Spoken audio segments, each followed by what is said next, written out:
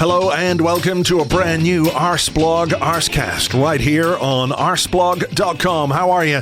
Hope you're well. Thank you very much indeed, as always, for being here. We're doing this today, obviously, because we had a big game last night, and it would be basically a dereliction of duty if we didn't give you something to listen to enjoy what was a fantastic win over Chelsea at home to put us back on top of the table and to increase the lead over Manchester City to 4 points. Liverpool 3 points, of course, they're in action tonight in a Merseyside derby. Still points on the board is what you would prefer rather than games in hand.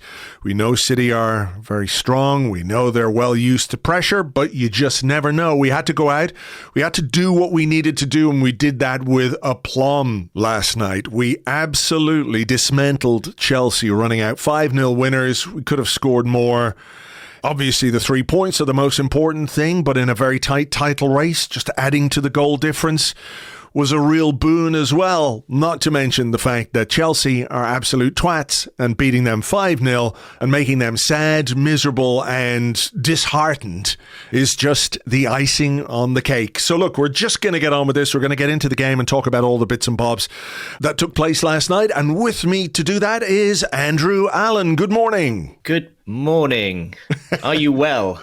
Oh, I'm well. I'm fine. I'm more than fine, actually, because I think it's fair to say, and I don't want to scratch at old wounds, because we're here to revel in what was an excellent performance from Arsenal and a very, very enjoyable result. But we've had some difficult moments against Chelsea in the past. So to beat them is always good, but to beat them with a scoreline, it's our best ever win against Chelsea ever in the history of all the meetings that we've had between these two football clubs, feels just a little bit extra, particularly in the context of, what this week is about, what it would have meant if we hadn't won. Not only did we win, we won handsomely, and I'm not just referring to Ben White here.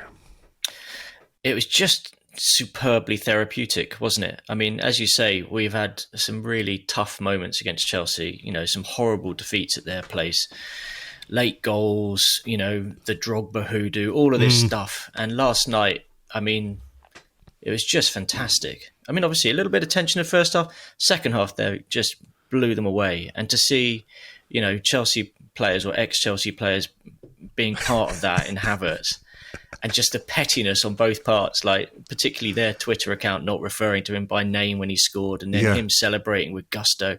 There's no love lost there, and that that really made it for me. So just a really fun night. And I think obviously last week was very, very difficult. We all know that. The Villa game was hugely disappointing. But the way we've turned it around this week, it was like they just needed to click into gear again against Wolves. They figured things out. And last night, it at no point did it feel in doubt. No, I agree. The overall performance was excellent, and we'll get into all those moments of fun and pettiness. I thought that was brilliant, the Chelsea account. I mean, because they sold Kai Havertz for quite a lot of money because they had to sell players to balance the books, because at that point they weren't able to sell a couple of fucking car parks to themselves to make their finances look acceptable to the Premier League. So it wasn't a case of Havertz had been agitating for a way out or anything like that. And there was probably a school of thought for quite a while this summer that, well, maybe Chelsea got the better end of this deal. I don't think that is the case, obviously, but certainly there was a lot of scrutiny on him, a lot of scrutiny on the price tag. But if they want to be like that, I think that is absolutely fine. And I suppose it does reflect a classlessness that we would associate with Chelsea, even when they were not completely abject and hapless like they are right now. Yeah, I mean, we've gone and battered them all the way back to the pre-Roman Abramovich days. They should be parking their cars by the side of the pitch again. Yeah, I mean, it was just funny because you watched, watching from the North Bank and looking down at the away end, and there was a few people had left, after the second goal. The third goal went in, and then the fourth goal went in quite quickly after that, and you were just watching their end kind of dissipate quickly. Sure. And there was a couple of lads in there, and I think who were waving kind of, I don't know, like tinfoil European cups at the home fans the whole time. And you were just thinking, get used to it, lads. Live in the past. That's where you're going. Yeah, very fun. Just really, just so much fun. More of that, please. I mean, this is what you put the hard hours in as a football fan, and you kind of want these moments. These are the bits that you remember. Yeah. We'll be talking about this result for a long, long time. What was your mood like going into this particular game? Because obviously Wolves was, I think a little bit more impressive than people thought, but because of the way the goals went in, the second one in particular, it took a long time to seal that game. It felt like the kind of result, to me anyway, that you just need to get out of the way and under your belts after you've had a couple of defeats and everyone's worried about form and fatigue and tiredness and are the wheels going to come off and everything else. But I think it was quite an impressive performance against Wolves. However, when you do have the sort of... There is something about London derbies, isn't there? There are a lot of them in the Premier League. There is that history, the rivalry, the geography, all of those things which do play a part. I think they're small factors, really, when it comes down to what happens on the football pitch, but they are there. So what was your thinking before the game? Were you confident that we could turn up, or was this, are we at a point in the season where before every game you're kind of thinking about what might go wrong because of what's at stake? I was far more concerned about the Wolves game because it just felt after the tight turnaround and the mood being so low that anything could happen. Like one bad, bit of luck in a game, you concede and suddenly you're chasing. Yeah. Whereas this one, I really felt like we finished that game so strongly. And I think also maybe looking at Chelsea having lost at the weekend, that was really their season on the line. I know they can kind of potentially make the Europa League. I was looking at this, I was thinking, home game, under the lights, fans are up for it, feels like we're back on track a little bit. We should be fine. And then obviously the news broke that Cole Palmer wasn't going to be in the team. And you were kind of thinking, okay, well, who else is there to fear in that Chelsea team? Jackson is a bit of a bum up front, and, Conor Gallagher runs around. And then there's just a whole load of players who you're not overly familiar with unless you've really been watching Chelsea very, very closely this season. And they all just look a bit like, the wrong jigsaw puzzle pieces kind of all pushed together. And I wasn't concerned. I looked at that team and I thought, we can do this. But, obviously get an early goal, settle everyone's nerves. Yeah. And I mean, there it was, inside 4 minutes, and suddenly everyone was in sort of party mode. For sure. I mean, I think you're right about the Chelsea side. Cole Palmer has been so important for them and so influential in terms of so many of their results. And then you look up front and Madueke, Mudryk, Jackson, brilliant guys if the task at hand is to beat someone in a race. Yeah. But, when it comes to actually playing football, not so much. And then I was looking at the goalkeeper, a back four with a guy starting his first game for the club, Alfie Gilchrist. Yeah. Then you've got Disasi, Badiashile, Cucurella. I mean, Disasi, Badiashile as a central defensive partnership. I know Thiago Silva is 45 or whatever he is right now, but, unless there's some sort of injury reason not to play him, I don't understand why he wasn't on the pitch. And it probably says something that at the age that he's at, he's still Chelsea's best defender. Yeah, I think his missus went on Twitter afterwards, didn't she? And she did the kind of did she? Emojis, kind of like, covering the face. Oh, really? Yeah, I mean, she's... rarely outspoken, but there we go. I mean, it's true though. I mean, they don't seem to have a solid basis on which to play the football that Pochettino wants to play. There didn't seem to be any discipline whatsoever from their wingers last night in helping out their fullbacks. Mm-hmm. And, from the get-go, that was obvious because we were able to kind of work down the wing. And, was it Madueke and Mudryk, as you say? I mean, decent-ish going forward, but not necessarily with any end product. But you can't play an open game like that against a disciplined team like Arsenal who manage space so well. Yeah. And just sort of say, okay, Cucurella, you can deal with two players at once. Gilchrist, you've never played before. Here, you deal with two players at once. I mean, I'm not going to say I felt sorry for them. It was great. But, they look like a team who have got a long way to go. I felt in that first half, it was a bit like when you play a computer game against your younger brother. You sort of, you can win. You're happy to give them a little bit of an opening here and there, but then in the second half, you're just going to crush the spirit. Yes. And that was kind of the way it played out. That was men against boys. I think that's fair. Let's talk about our team. Not too many changes. A bit of a surprise in that Thomas Partey came back into midfield because it's the first game. Or did he start the Luton game? But, since the start of the season, I think it's only his 5th start in the Premier League. And I wasn't necessarily expecting to see him. Tomiyasu left back, and beyond that, it was pretty much as you would expect. Like you say, we got off to a very good start. I think we were... the first minute, it's a bit like the Wolves game, actually. There was a moment really early on in the Wolves game, first minute, where Havertz had a shot on target. It went straight at the goalkeeper. In this game, he set the tone again, didn't he, by getting in behind. I think he was offside. Would have been a very interesting decision to make had he been onside, because he was fouled and went through, whether that would have been denying a goal-scoring opportunity. But...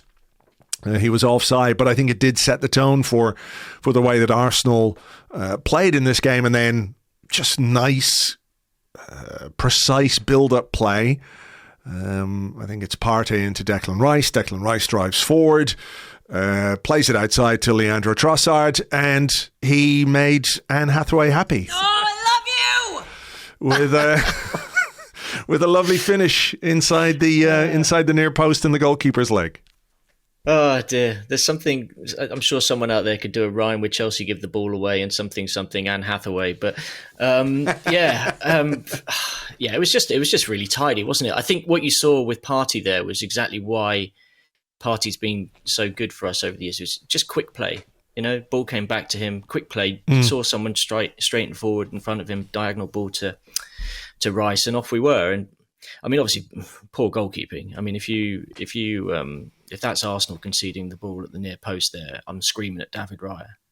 Yeah, I think so. He hits it hard. I'll give him. Trossard does hit it really, really hard. It was it wasn't a bad finish, but you're always going to question a goalkeeper getting beaten. I think so, but I think you also, it's one of those things where goalkeeper should never be beaten at his near post. I get it. It is a thing people say more than an actual reality, though, because when someone like Trossard, with his left foot, by the way, hits the ball that hard, I don't think his positioning was particularly bad.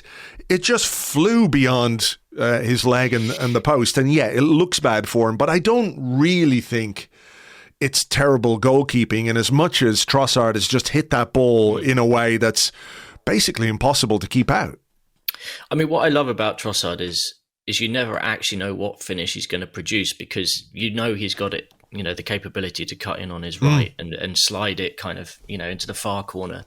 But he's equally happily just, being direct and driving, and he can go low, he can go hard. He's not like, Mark Overmars, who always had the same finish in his locker, that kind of low and inside post one. But this guy really varies it. I think obviously for a goalkeeper, when you've got him bearing down on you, it's pretty difficult to judge. So, all right, maybe I'm being harsh on Petrovic, but it's just great having a player in Trossard who's capable of being in those positions. And, at the moment, I think, you can see why he's being picked over Martinelli, I guess. Yeah, there's end product. I think that is the difference, I was a bit sad for Martinelli, or a bit sad that Martinelli late on didn't put that chance away, because it feels like that's kind of what he needs at this moment in time, just a little bit of confidence, and, it would have been 6-0 then, and even funnier. Yeah, it does feel like there's a sort of the secondary tier of the squad. Some of them are struggling a bit for confidence because they're feeding off scraps in games at the moment.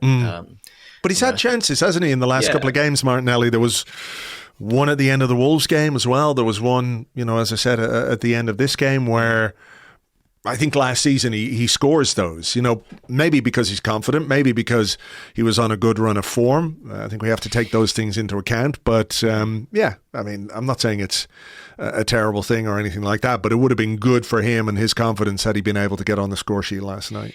Yeah, I think that there's an element of, and I think Vieira was maybe the same, Jesus maybe the same. They're just so desperate to make an impact because they've been framed as finishers or whatever you call, whatever Arteta refers to them these days. Yeah. And they know that they're going to have a short period to do something, and that period is also going to dictate whether or not they get picked in the next game, potentially that and their training performances. And there is a certain I've got to do something. It's always difficult though, isn't it? I mean, the game was won. It was all a bit scrappy by that point when they came on. So 1-0 up, a really good start, and it has been a feature maybe of some of our best performances under Mikel Arteta in this. I don't just mean this season, but in this sort of era where we're good again. After that period where we had to sort of drag ourselves out of the mire a little bit, but early goals do tend to result in good Arsenal performances. I think that was true. But before we get on with what else happened in that first half, let's talk about the Nicholas Jackson challenge on Takahiro Tomiyasu, because for the second game in a row, the opposition have been very, very lucky not to get a red card. This apparently was checked and cleared by VAR. I cannot for the life of me understand why it's not a red card. It's dangerous, it's high, it's late. We've seen, as I said to James the other day on the Arsecast Extra, we've seen players sent off this season when they've actually got a bit of the ball and their momentum, just a slight misjudgment, has also caught the opposition player on the follow through and they've been sent off. So I don't understand how a challenge like this, not least because you could see the damage it did to Tomiyasu's ankle, wasn't viewed as a red card offence.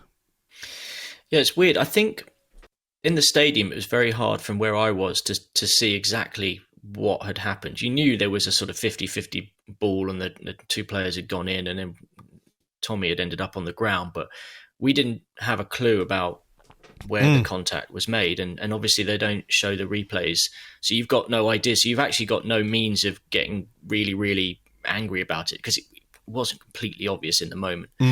But yeah, when I came, obviously after the game, there was a lot of stills doing the round on Twitter, and then you showed me the replay. It's nasty, isn't it? Nasty and clumsy. Clumsy is kind of, but that clumsiness isn't a reason not to send someone off. I mean, clumsiness is why Aaron Ramsdale's leg ended up in two pieces. Aaron Ramsey. It's a weird.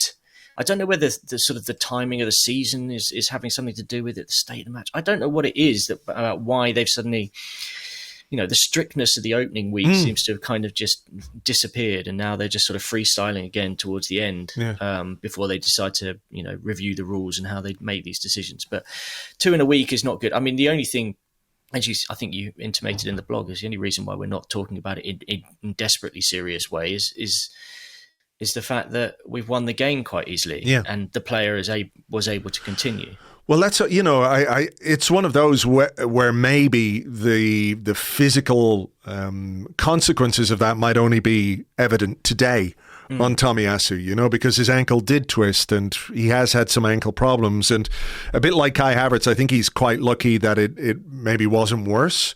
So we'll keep fingers crossed that he is okay. And you're right. We're not talking about it in outraged terms because I'm not saying we made it irrelevant, but we've won 5-0. Had that game finished 1-1 or something, which of course would have required some kind of miracle because of how bad Chelsea were. But, stranger things have happened in football. I think we would be talking about it in very different terms. But the fact that we did win 5-0, I think it allows us to say that in both of these cases this week, PGMOL and VAR have not done their job properly, because part of the remit of a referee and the officials is to protect the safety of players. Now, if there has been some kind of edict behind the scenes where they are raising the threshold for a red card, for a penalty, as perhaps we saw in the Everton Forest game, you need more contact than that to have a penalty, apparently. Maybe that's what it is. I'm not saying I know for sure, but it's the only thing that really, I'm not saying it makes sense, but I'm trying to understand why things have changed. But I worry about the consequences of two really bad challenges like that going unpunished. Not getting the red cards that they deserve to get, because what will happen is, if players see that kind of challenge is going to result in a red card, they don't make those challenges. And I would worry that the leniency allows for players just to be a bit more, brutal is not the right word, but to sort of get stuck in a little bit more. And if somebody is really badly hurt between now and the end of the season, I'm not saying it's necessarily going to be an Arsenal player, I wouldn't be at all surprised. And I think, the onus is on the officials and the VAR, whoever it might be for the games, to protect the players properly, because it sends a message that you cannot tackle like this. And now we've had two guys get off, and, footballers being footballers, someone's going to do something daft between now and the end of the season. Yeah, I don't think there should be any encouragement for, players putting reducers on opposition, during at any point in the game, really. But I don't know, it's weird. I think with the Kilman one felt more like, I'm a defender really going in hard, and trying to rough up the opposition. Last night, to me, looking back at it and looking at who was involved, feels a bit more just like, that's desperately clumsy play by Jackson, who at the best of times doesn't look like he's in control of his legs. But yeah, it's something they need to look at. I imagine Arsenal will, when they review the game, will probably raise it. They have a dialogue with the PGMOL. They're able to kind of write their own reports post game, I think, and send back what their thoughts are. So, and I imagine the PGMOL will probably be looking at it and going, okay, maybe we need to have a little think about this. But we'll see. It's going to be interesting next few games. Whether anything else like this comes up. Yeah. The lad from ESPN will tell us that Tomiyasu assaulted Jackson's studs with his shin, and he's the one that should have been sent off. But look, I've said what I've got to say about that. I stand by it, and there are other things that we can talk about, more enjoyable things.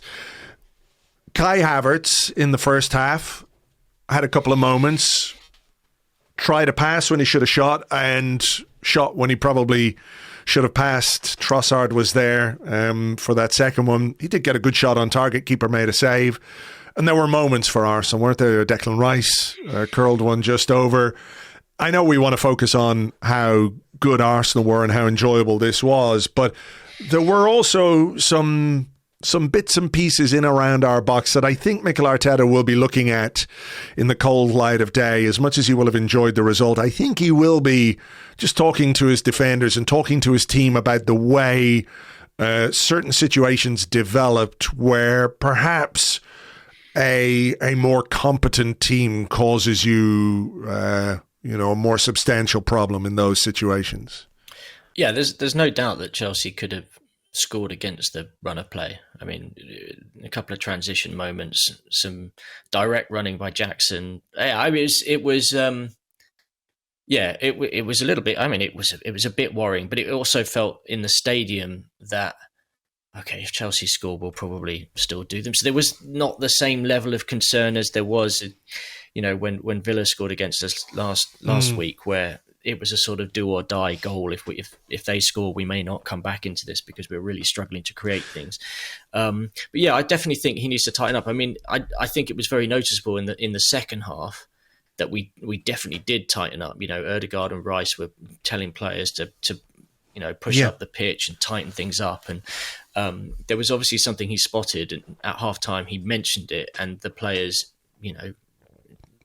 just did what they needed to reacted, do, yeah. Because I do wonder if we got not quite carried away with ourselves, but because we were enjoying the way we were playing, we were creating things that maybe we sacrificed on the pitch. I'm not saying it was instructed, but just the way that games go sometimes, that we sacrificed a little bit of control and positional discipline because everyone was probably thinking, you know what, if I just pop up in the box somewhere, I could get a goal here. I could contribute something. And I think that left us slightly open in that first half.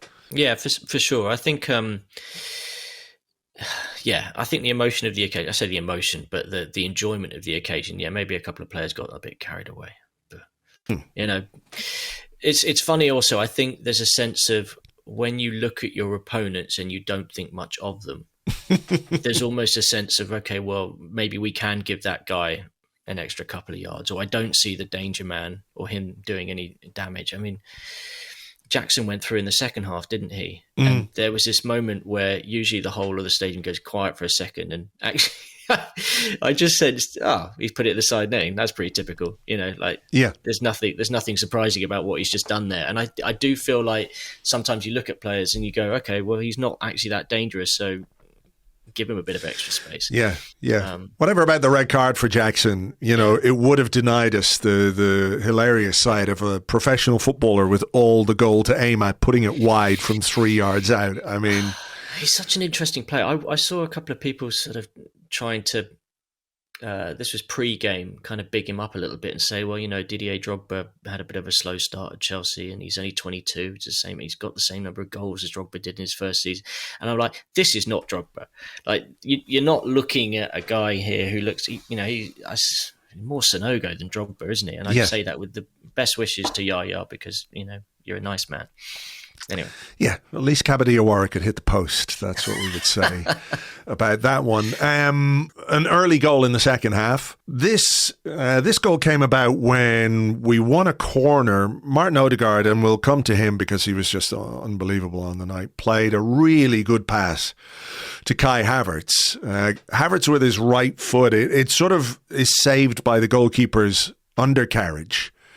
He must have a fucking pair of space hoppers in there because that's what saved Chelsea there. The ball went out for a corner, and this was interesting as well because on TV they were talking about, I think it was Ali McCoist talking about the space there was for short corners for Arsenal, which we didn't really take in the first half, but immediately in the second half, first corner we get, there's a short corner routine, Saka to Odegaard, I think it was Odegaard, or back to Saka to Rice.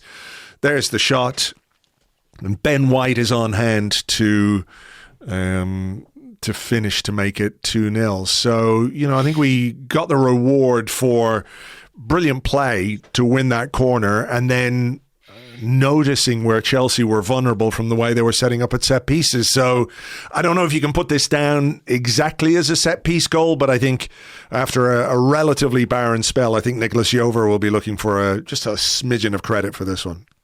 Yeah, I mean, it was a gaping big hole. I mean, me and the guy next to me, he was saying to me, we've got to play it short here because Rice is completely on his own. And, Saka and Odegaard had spotted that. I mean, if it goes in from Rice, obviously it is a set-piece goal. And the reason why that move plays out like it does is because it is a well-worked short corner. So I do think, Nicolas Jover and will be taking some credit for that. I think you've got to spot those opportunities. It was a bit like last season when was it last season, maybe 2 seasons ago, when we kind of realised that Spurs used to leave a gaping big kind of gap on the edge of the area and allowed Party to score. But Chelsea, again, I mean, that says everything about their discipline. They didn't spot that Rice was kind of hovering around the area. They didn't kind of try and solve that solution. I think, they're very young and very raw in that front. So it was a good finish, though, by Ben White once the ball fell to him. And I think, had he not been fucking around with Cucurella on the goal line in advance of that one, or was that a later one? I can't remember. That was a lot of his usual wrestling. That was this one where Cucurella was sort of, grappling with him, and he literally just sort of threw him on the floor like he was throwing a bag of rubbish into the bin. It was brilliant. And he had another moment with Cucurella later on where he got booked, actually. But he treated him with the disdain he absolutely deserves. Just threw him down, and the ref blew, and he was like, "What am I supposed to do with this guy? What do you want me to do with him?" I do wonder whether Ben White looks at Cucurella's hair and just goes, "You deserve to be treated like this." Did you see Cucurella's his tantrum afterwards as well? Oh, I didn't see that, no. Right. If you watch the replays, and you can find the replays, he sort of jumps up and down like a toddler in a supermarket whose mummy has told him, "No, you can't have a lollipop. Put that back." And he's like, He's just jumping up and down. You know, the impact that Ben White has on opposition players is really something. So a good goal, good finish from him as well.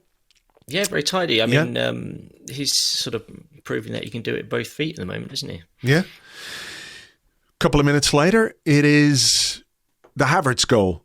Oh, this is my favourite of the night by some distance. Yes. I mean, there's a lot of talk about a foul by Gabriel on, it could be Madueke in the build-up. Someone posted on the Arseblog Discord, like the Chelsea official website highlights of this game, and the commentator's very salty altogether. But when that happens, he goes, "Oh, get up, Madueke, come on," you know. So he wasn't screaming for a foul. He was absolutely sticking it to his own player for not being strong enough in that position. I think, you know, it's a 50-50, 6 of one, half a dozen of the other, although maybe a few more for Gabriel in terms of it being a foul than not a foul. But you can't,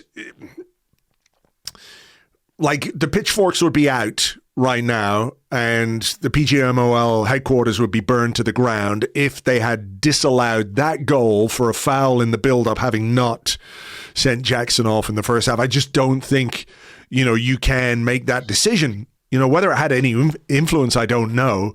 But leave that to one side. The run from Havertz is brilliant. And the pass from Odegaard from deep is just sensational. I don't think I fully appreciated it until I got home and watched the replay. But the weight on the ball to play it directly into his path, so that all he has to do is really, I say all he has to do. I mean, it was a very difficult chance to take at pace with pressure on from behind. But he took kind of 2 perfect touches to give him the opportunity to then put the ball over the goalkeeper. And I mean, it was emphatic. I mean, that was just the type of finish it's not a finish you could imagine Havertz at the beginning of the season making. Sure. That's for sure. That's a Kai Havertz in April finish, not a Kai Havertz in August, September finish, for sure. And I think, for me, it really opened my eyes because, I mean, I know that he scored earlier. It was against Brighton where he was played through by Nketiah and he kind of dinked a ball over. But seeing that ability when you're making those runs through the middle, like a kind of traditional centre forward, it's actually quite sort of Olivier Giroud in some ways. I've seen Giroud sort of score that goal where you're under pressure and you just got to get the ball over the goalkeeper. And God, the way he celebrated, there was absolutely no second thoughts about whether or not he was going to enjoy that moment. You know, the hands are out by the ears. He was straight to the corner. The fans couldn't kind of quickly get into song as quick enough, as it were. You know, it was like out came Shakira. It was just that was the moment of the game because it goes from being a tight, tense game, I think, to just killing it, and know that you've got the points. Yeah, exactly. The Chelsea commentator went, "Game over. That's 3-0 to Arsenal. Game over." and I was watching, obviously, I was hoping he'd score. I think we were all hoping he'd score. You know, the ideal would have been Jorginho assist, Havertz goal, but I was watching to see, would he celebrate?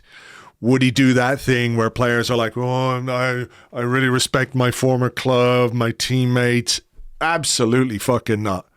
He just went straight in, as you say, and the celebration was excellent. And, following that up a few minutes later with a second goal of the night, good feet in the area, finishing off the post, celebrates again. It's 12 goals and 5 assists in all competitions this season for Kai Havertz. And I know he's an imperfect player in some ways, but he also feels kind of like just the player we have needed in this part of the season, because of the players don't often get credit for things above and beyond, like a tackle, a goal, an assist. You know how fans will cheer and go mad if a player runs back and makes a tackle, and those kinds of things which are obvious. But I do think there is something about the way that Havertz plays and what he gives us in terms of a little bit of presence. Like, is he, the archetypal number 9, strong target man? No, not really. But he's quick. His movement is really good. He wins his aerials. I think he is going to be a frustrating player at times because there are moments where, like we said in the first half, the wrong decision. Shoot that first one, pass the second one. He is always going to have those elements to his game, but I have to say he's really grown on me as a player, and I feel very secure with him in the team, if that makes sense. I don't quite know how to express it, but I think there is something to what he gives our structure that's really, really useful. He's far more physically robust than I thought he was going to be. And you just look at the number of games he's played. I mean, he's, almost always on the pitch at some point. He's superbly disciplined. He knows where he's supposed to be. He does the job that he's been told to do. And now when you're seeing him score, you're adding that to the dirty work he does, because there's a bit of a prick about him, even though he comes across as a nice boy. That's a great way of putting it, the dirty work. I think that's a great way. And then you're also seeing him just able to link up play. And when you've got people like Partey and Odegaard behind you, if you're laying the ball off and you've got fast wingers, you're able to just kind of create opportunities, overloads. I've been really impressed. And when you take into account the journey he's had to go on this season, having to prove Arsenal fans, or doubters on the Arsenal side, and kind of bid farewell to a bunch of Chelsea fans who were kind of just patting him out the door and saying thanks very much for the Champions League, but fuck off. Yeah, I think he's shown a real sort of solid mentality, like just great. And he's 24, 25. He's still got a long period of his career ahead of him, and he's on a long contract. And we've just found a way to use him at a time when I think maybe Gabriel Jesus was a bit too scruffy on the ball. Mm-hmm.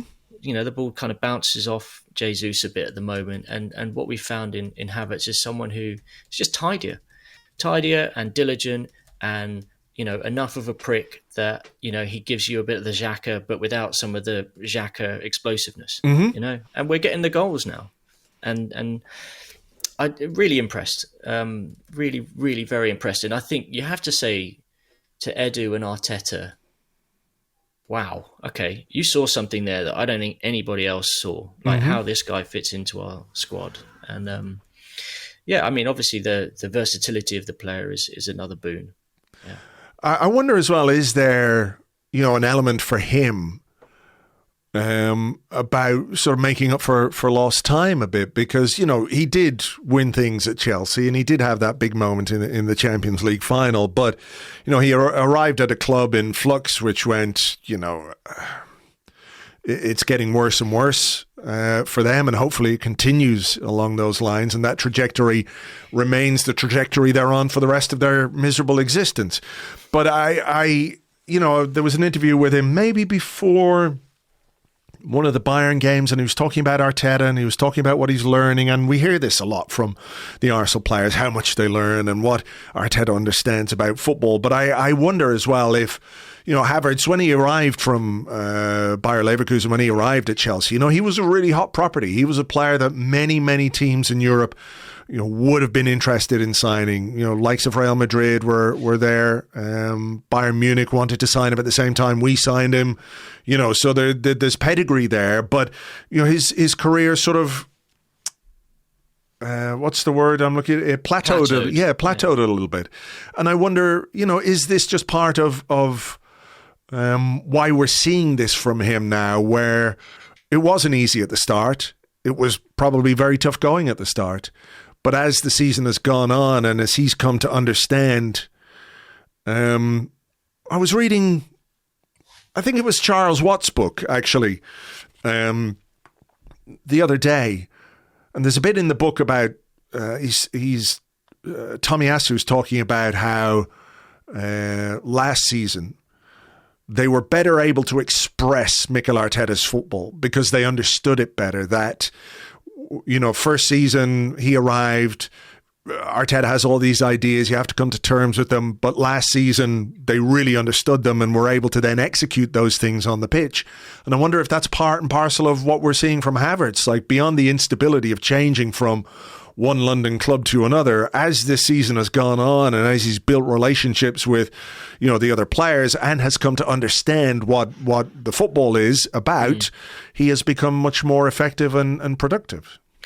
Yeah, I think you play good players with good players, they're going to play well. And I think what you're finding is the stability and understanding that he has with Odegaard in particular, who I think he's struck up a really close friendship with off the pitch as well. Incidentally, in Munich, just as we were going into the stadium, we didn't bump into, but we saw, I think it was Ben White's girlfriend, Saka's girlfriend, Havertz's girlfriend, and Odegaard's girlfriend, and they were all singing the "We've Got Super Mick Arteta" song, which was really, which was great. But anyway, you can't underestimate the feeling at home, right? If you're suddenly kind of going from playing in a football team is one thing, but playing in a football team with your mates and having an understanding and wanting to run for them, and really maybe talking about the game outside of the game. I think all of that's helping him. And I hope it continues because, as I said, these guys are young, 24, 25. They're going into the prime of their career. And if they can strike up these understandings now, then it really does bode well for the future. This is year one for Havertz. Do we think he can go even further? Would you say, this is a guy who could get you 20 goals next season? Yeah. It's not impossible. It just depends what Arteta wants to do. How he may well decide he wants to sort of try something new next year. Yeah, I've been trying to look up stats here on Yscout, but I've been unable to log into my Yscout account. I think they've fucked me out of it. I don't know why, but just in terms of the aerials that Havertz wins, I don't think anyone wins more, and I might include our central defenders in that. But look, we can look up that another day. That's not really too relevant for today because we've talked a bit about him. The fifth goal, what a pass this is for Martin Odegaard over the top for Ben White. Did he mean it? Did he not mean it? Was he guiding the ball towards the back post? Probably. Does it look amazing when you volley it into the top corner while leaping through the air? Absolutely. It makes it 5-0. And once again, I love you! Anne Hathaway's having a grand old time. Oh, it was fantastic. Has anyone counted how many passes were played in the build up to the goal? Because it feels to me like there was quite a few before the ball ends up in the back of the net. And it's weird, this fixture, isn't it? There's been a few goals where it's sort of, has he meant it, hasn't he meant it? Do you remember Saka during lockdown? Obviously Mudryk in the reverse fixture earlier this season, then this Ben White one. It was a great moment. I watched maybe 3-4 of the Arsenal players, Odegaard amongst them. As soon as the ball went in, hands went to their heads. Yeah. Oh my God, they were mouthing. Like 3 or 4 of them couldn't believe it. So they obviously thought, he's done that deliberately, maybe. Yeah. But Ben White obviously suggested otherwise, which is very Ben White, I guess, just to sort of play straight back. Yeah, I'm just watching it again. I'm counting 6-7 passes now. There's Ben White picking the ball up. Odegaard steps away from Gallagher into Declan Rice. Tomiyasu had such a lovely touch and pass out on the left-hand side in the start of this goal, coming back to Gabriel. So we're probably at about 12 or 13 passes at this point.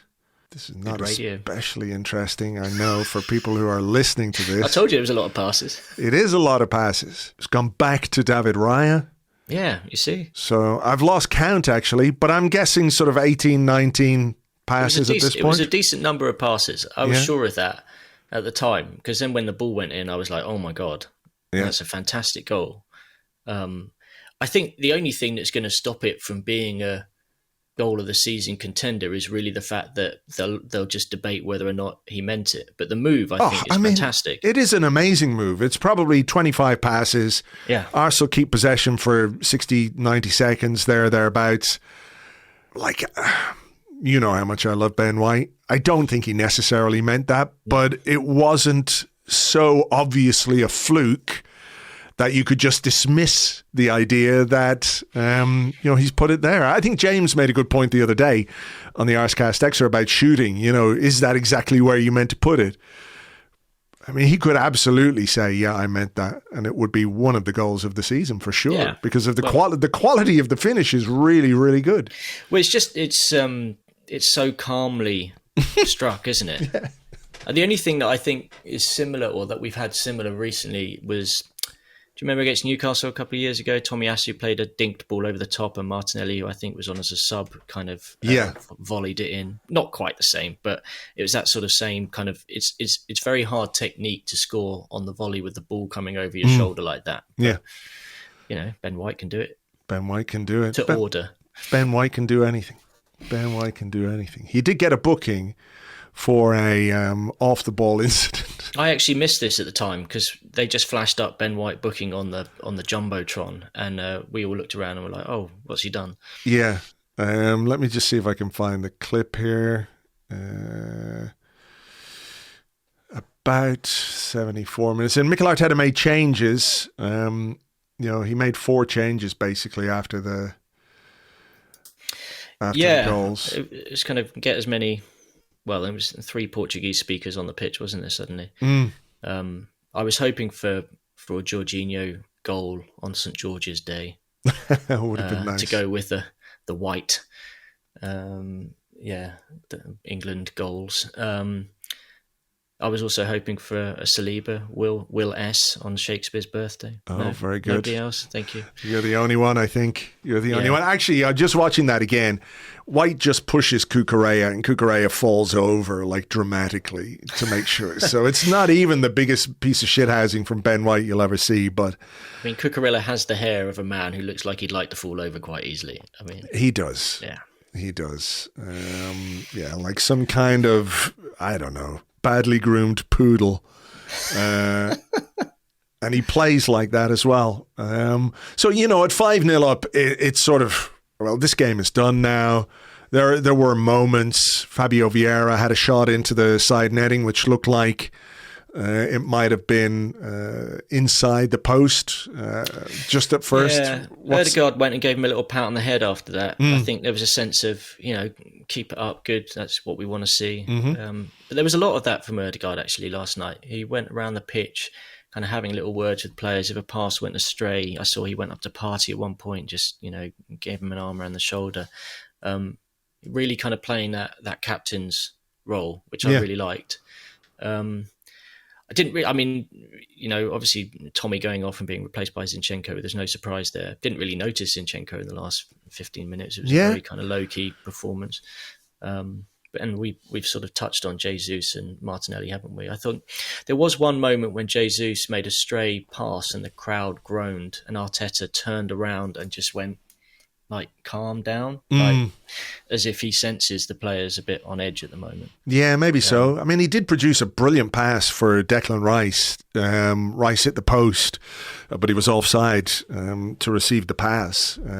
But yeah, I mean, look, the reality is, over the next 3 or 4 weeks, we're going to need as many of these players feeling good about themselves as we can, because there are big games coming up and big challenges coming up. Yeah. But it was a very, very accomplished performance from Arsenal last night. And, I know Chelsea are not what they were.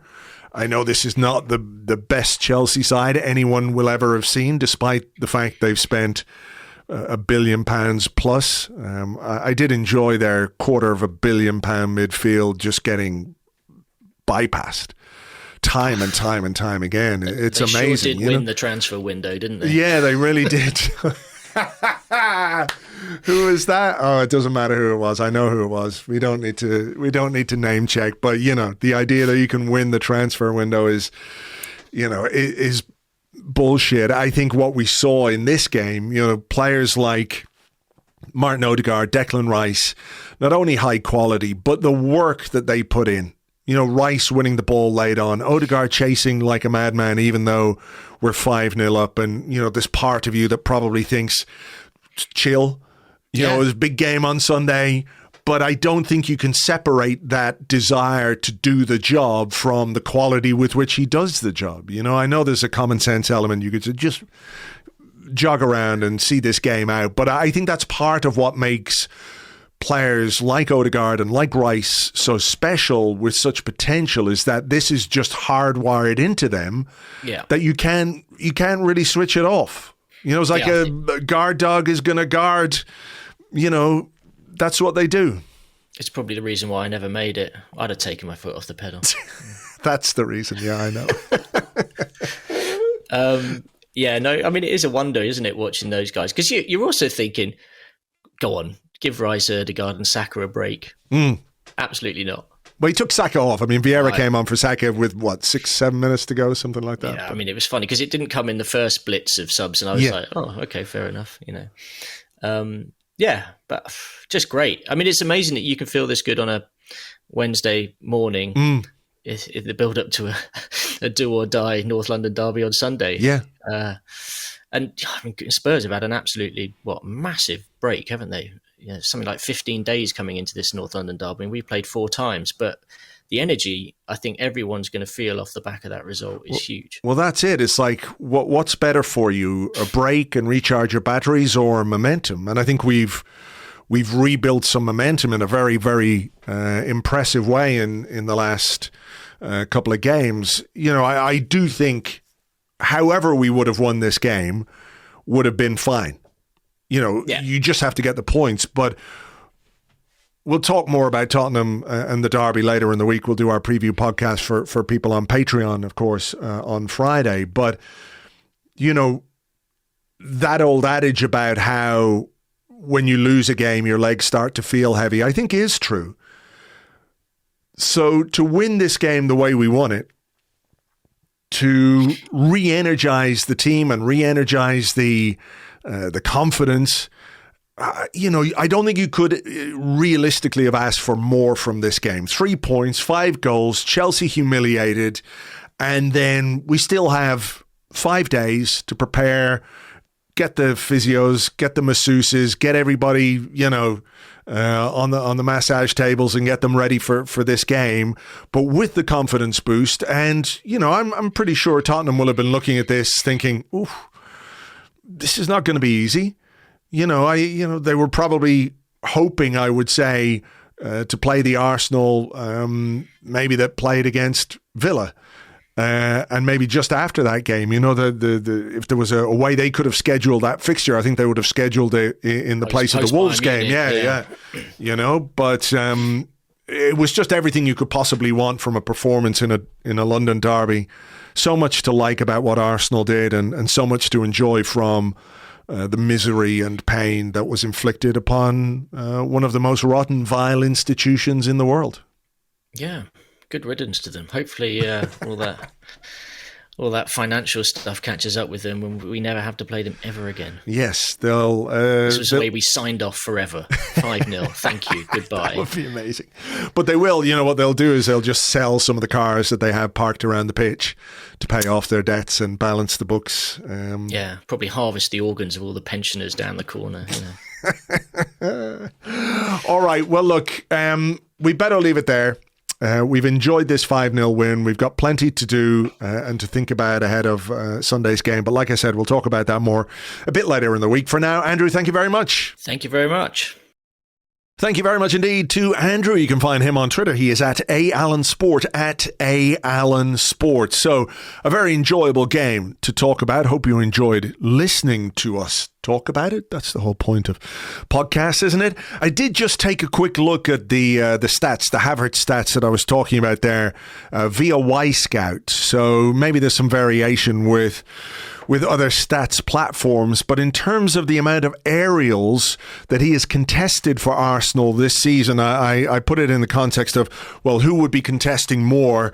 The two central defenders. I know they're different, but Havertz has contested 284 aerial duels in all competitions so far this season for Arsenal. The comparison with the others, William Saliba, 188 aerial duels contested, and Gabriel 230 aerial duels contested. The win rate on those duels, Gabriel 54%, Saliba 52%, and Havertz is at 48%. So some variation there, but there is obviously a difference when you're a forward. If you're a central defender, you've got a better chance of winning those duels, those long balls that you can attack them, whereas you're playing with your back to goal sometimes as a forward. So I do think that's an interesting aspect of what Havertz is bringing to this team, and of course what Mikel Arteta wants him to bring to this team. So let's hope we see a bit more of that on Sunday, which we will talk about in more detail when we do our preview podcast for our Patreon members. That will be coming on Saturday morning, actually, our preview podcast. We will, as well, for Patreon members, have an episode of The 30, which is our Premier League review podcast. That will be out on Friday morning. If you'd like to join us on Patreon, it's patreon.com/Arseblog. And as we've mentioned, this month we're donating every penny of our Patreon revenue to UNICEF to help kids all around the world who are experiencing things that no kids should ever experience. So if you want to sign up, you get the benefit of great content, and you know you're helping a great cause this month too as well. So let's leave it there for now. Thank you so much, as always, for being with us. Thank you for downloading and listening and subscribing. If you're listening to this in time, the last few tickets for our live podcast event with our friends from Arsenal Vision go on sale today at 3 p.m. That's 3 p.m. UK time, if that's the best way to put it. You will find a link to the ticketing platform in the show notes, but I will warn you that yesterday we put them on sale to our Patreon members, and they sold out in literally a matter of minutes, and I think on general sale they're going to go even quicker, but good luck if you're going to try, and hopefully we will see some of you at Alexandra Palace Theatre on the night before the final game of the season, and if we can continue this form, it might be a very, very special night indeed. Right, let's leave it there for now. Take it easy, folks, and we will catch you on the next one. Until then, cheers, bye-bye.